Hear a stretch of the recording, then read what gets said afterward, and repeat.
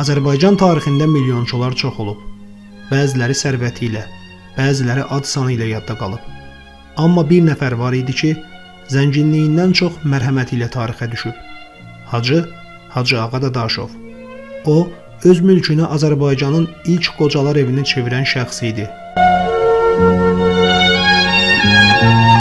Hacı Ağa Dadaşov 1828-ci ildə Bakıda, İçəri şəhərdə anadan olmuşdur. Bakıda məşhur olan Dadaşovlar sülaləsinin nümayəndəsidir.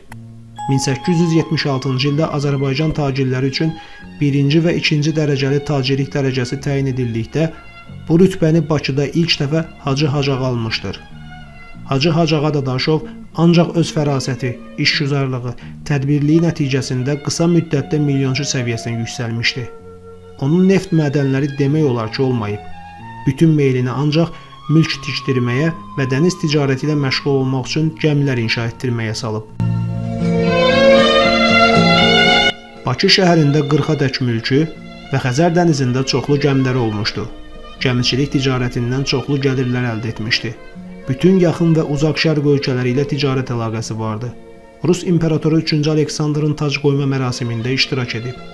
Çar tərəfindən mülki müşavir rütbəsinə layiq görülmüşdür. Uzun müddət Bakı Dumasının nümayəndəsi olub.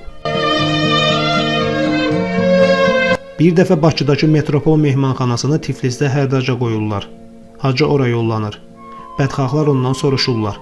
Hacı, burada nə gəzirsən? Sən yumşaq rezin çaxlı faytona bir abbası verib minmirsən ki, bahadır. Dəmir təkərli köhnə faytonda gedirsən. O da, tamaşaya gəlmişəm deyə cavab verir. Hərracda mehmanxanaya 50.000 manat qiymət elan edilir və yavaş-yavaş qalxır.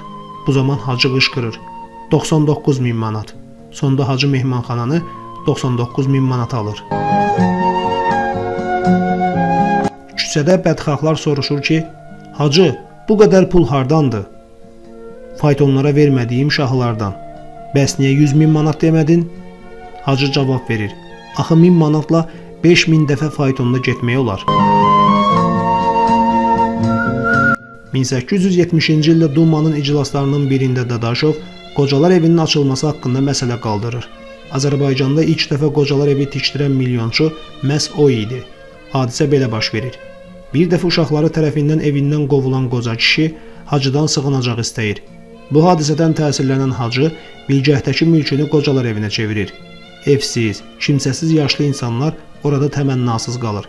Bütün ehtiyacları ödənilir. Pansionat bu günə kimi də fəaliyyət göstərir. 2000-ci ildən pansionatın yerləşdiyi küçə ağsaqqalların xahişi ilə Hacı Ağa Dadaşovun adını daşıyır. Beləcə Dadaşov Azərbaycanda ilk dəfə qocalar evi təsis edən milyonçu kimi yadda qalır. Hacı Ağa Dadaşov milyonçu Hacı Zeynalabdin Tağıyevlə dost olub, onun həyata keçirdiyi xeyri işlərində iştirak edib, vəsait ayırıb.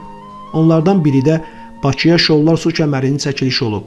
1888-ci ildə suyun çəkilişi üçün təşkil edilən komissiyaya Hacı Ağa da daxil idi. Hacı Ağa Dadaşov 1905-ci il sentyabrın 27-sində Bakıda vəfat edib. Çəmbərəkənd qəbristanlığında dəfn olunub.